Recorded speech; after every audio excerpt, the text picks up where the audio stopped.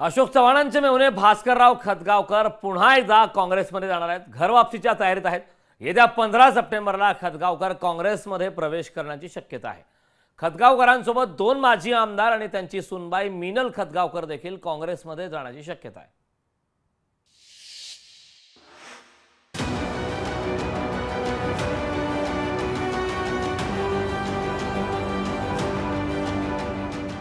नांदेडमध्ये लोकसभा निवडणुकीत काँग्रेसचा विजय झाल्यापासून राजकीय वारे उलटे वाहू लागले। अशोक चव्हाणांनी काँग्रेसची हात सोडून भाजपचा कमळ हातात घेतल्यानंतर नांदेड भाजपमय होईल असा भाजप श्रेष्ठींचा अंदाज होता, पण झालं उलटच। नांदेडला सलग 2 टर्म खासदार राहिलेल्या प्रतापराव चिखलीकरांचा पराभव झाला। राजकीय वारं भाजपविरोधात वाहू लागल्याचा अंदाज आल्यानंतर अशोक चव्हाण समर्थकांमध्ये अस्वस्थता वाढू लागली आहे।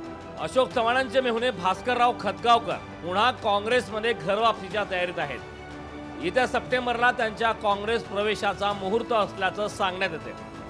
माजी आमदार ओमप्रकाश पोकर्णा आणि अविनाश घाटे हे पण काँग्रेसमध्ये जाणार असल्याची माहिती आहे। याशिवाय मीनल खतगावकर यांचाही काँग्रेस प्रवेश होणार असल्याचं सांगण्यात येते। अविनाश घाटे देगलूर, मीनल खतगावकर नायगाव, तर ओमप्रकाश पोकर्णा यांना नांदेड दक्षिणमधून विधानसभेची उमेदवारी मिळण्याची शक्यता आहे।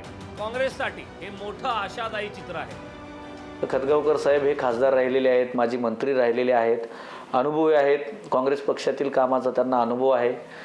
नांदेड जिल्ह्यामध्ये अजूनही त्यांचा कार्यकर्त्यांचा जुना वर्ग चांगला आहे।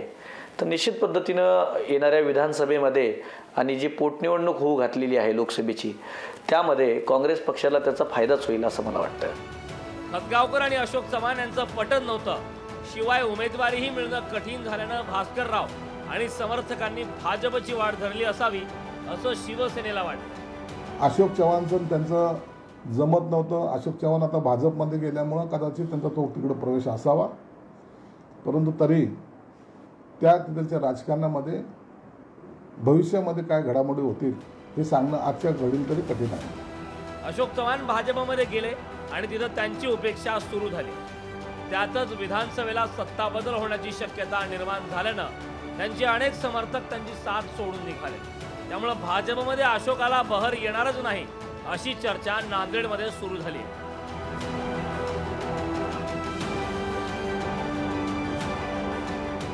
कमलाकर बिरादार, लोकशाही मराठी, नांदेड।